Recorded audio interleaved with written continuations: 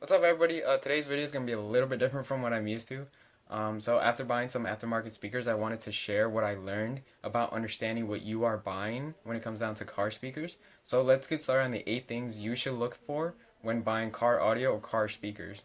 Alright, so this is how it's going to go. We're going to talk about these 8 things in order, hopefully. So stock versus aftermarket. So let me show you first a stock speaker so you know what I'm talking about. Alright, so there you go. That's your stock speaker that might be in your car. Obviously, it might not look just like that, but it's very basic. Basically, it's a woofer that moves back and forth, creating sound waves.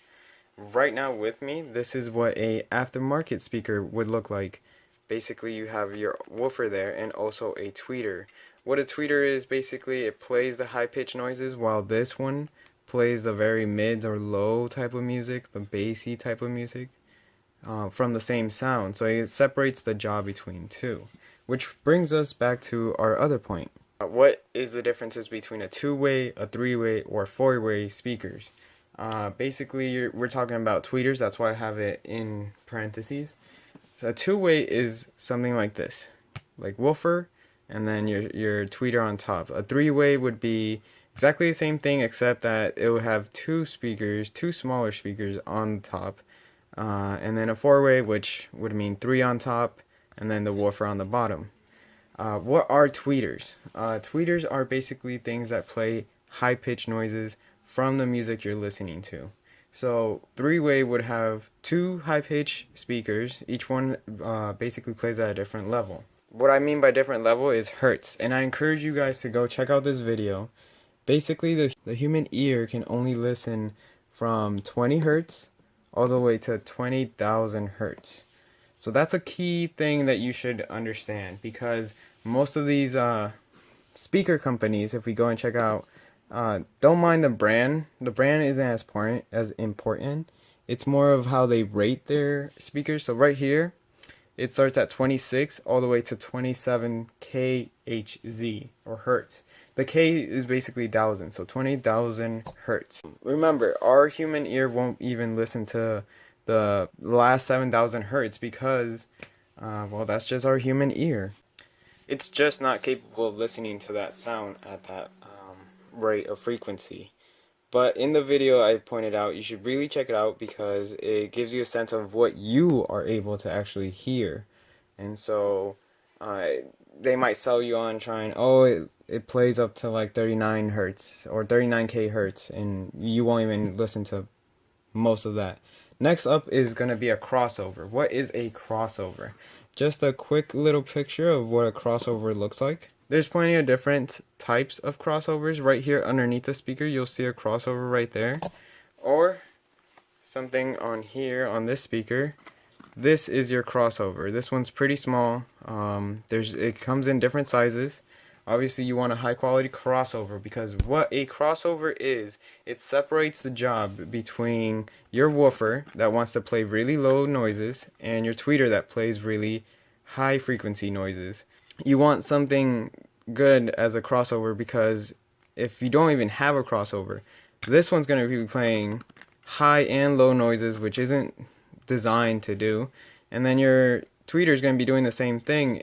Your tweeters are smaller speakers, shouldn't be playing low type of bassy hertz or frequencies. It should be playing high pitch ones. Crossover also comes attached, or you could get something called a component, which has your higher quality crossover, but you have to connect your speaker to a certain area here and your tweeter to a certain area here and move all the wiring. So let's go back and talk about what's a coaxial versus a component. This speaker is a coaxial because your crossover is already attached. It's all one thing. All you have to do is make your connection, your positive and your negative, and you're good to go. Your tweeter's working how it should, and your woofer on your same speaker is working how it should. But a component is basically this. You have your crossover here, your woofer separate, and there's nothing blocking it, so you get all the bassy waves, and your tweeter, you can mount it somewhere in your car, because the tweeters are very important. If it's not facing you directly, you won't get the good sound out of it. Also, your crossover here on your component speakers are higher quality. They play better. They do a better job of actually separating it, of separating the high frequency noises from the low frequency noises. Now let's go to the next point. Okay, this point right here is what really matters a lot. Your RMS versus the max watts. When you go and buy speakers, and if you see the box, they're gonna sell you on max watts. Let me show you an example of a human example of what watts are. Let's say watts are human energy. On a treadmill, it goes from 1 to 10. Max watts is like putting the speed at 10. Your body's not going to be, it'll be able to, but it won't last as long. RMS is what you can constantly do. Let's say your speed is at 5. You could constantly go at 5 and do a mile running at speed 5 with no problem. Obviously, you're working out, you're doing your job. But if you're playing it at max watts all the time, you're going to burn out. It's going to get to the point where your speaker is not going to handle all that power constantly, and you're going to blow your speakers, or they're going to be worn out basically. So when buying your speakers, normally 60 watts is okay, but if you're running a higher system or you want to play them loud constantly, go for something higher, with lots more RMS watts, like 100 watts nominal. Nominal is basically RMS type of thing. Let's go and see some examples. So right here I have, I would say, an okay affordable speaker. Obviously right here it says 250 watts max power. Like I said, it's normal. Anybody could like run at speed 10 and be able to do it for a little while, but it doesn't mean they'll do it for constantly. What you're looking at is the nominal or RMS. This one does 40. Okay, it's a 40 watt speaker. Now let's look at higher end speaker. So right here we have a little bit of a higher end speaker, and let's go down to specs. Right now you see it says 330 watts max power. Like I said, it doesn't matter as much. What matters is the continuous power handling, which is RMS. It's 110 watts compared to 40. So you could play these really loudly and give it a lot of power, give it a lot of juice, maybe even from an amplifier. We'll get that.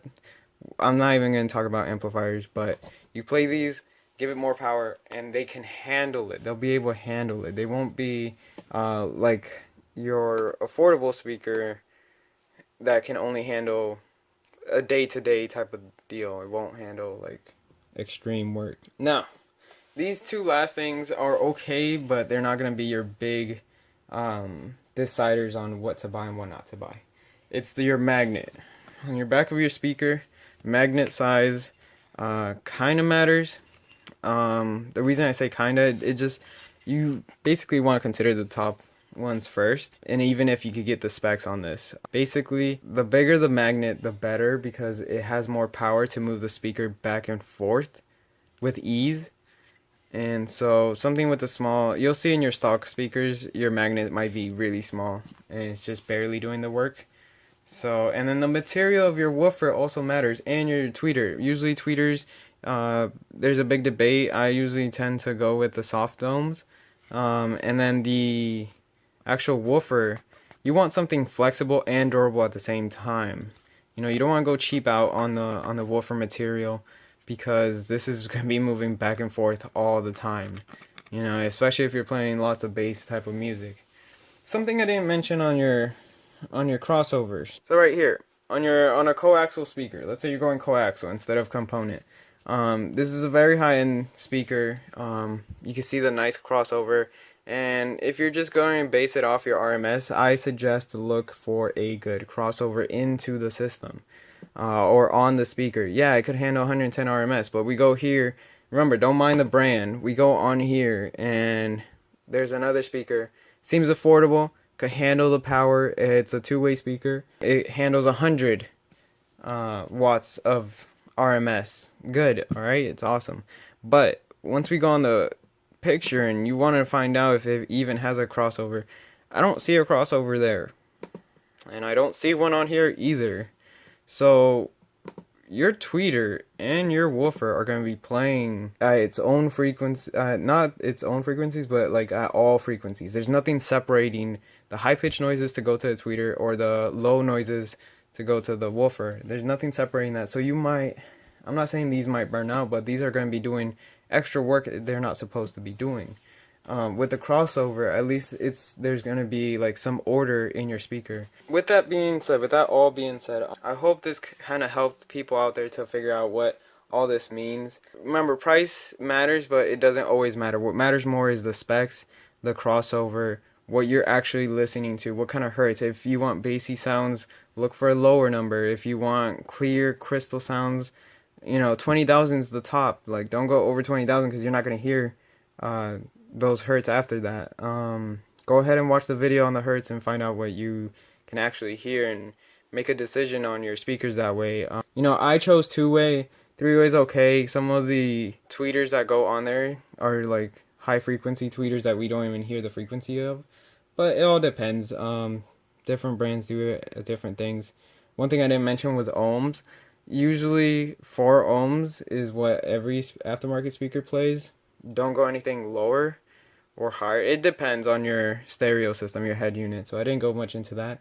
And yeah, good RMS so you could play it loud with confidence, But yeah, guys, I hope this video was kind of informative, kind of helpful. Hope I didn't make it too long. Check out other videos I do. Mainly it's car stuff. It's not really audio stuff, but yeah. Peace out. Like and subscribe, guys.